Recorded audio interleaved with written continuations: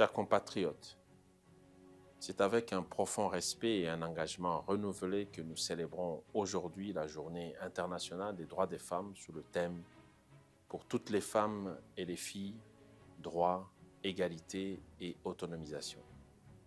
Ce thème nous rappelle une vérité fondamentale selon laquelle aucun développement durable n'est possible sans l'inclusion totale et effective des femmes dans tous les secteurs de notre société. Chers compatriotes, nous ne pouvons célébrer cette journée sans avoir une pensée toute particulière pour les milliers de femmes et de filles de l'Est de notre pays qui vivent au quotidien l'horreur des conflits armés depuis un peu plus de 30 ans.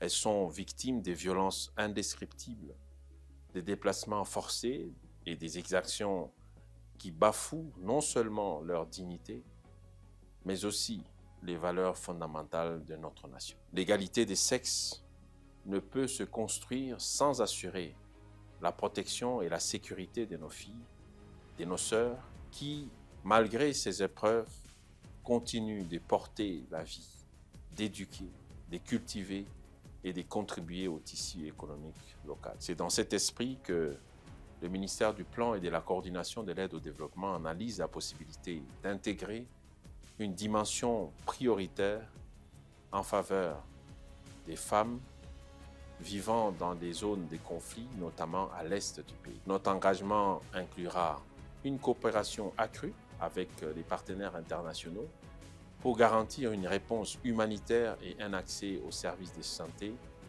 et de justice pour les victimes des atrocités commises dans les provinces de l'Est. Nous devons œuvrer pour que chaque femme, quel que soit son statut social ou son lieu de résidence, ait accès aux ressources économiques, aux formations adaptées et aux opportunités d'emploi. Chers compatriotes, en ce 8 mars 2025, nous ne pouvons rester silencieux face aux souffrances des femmes de l'Est.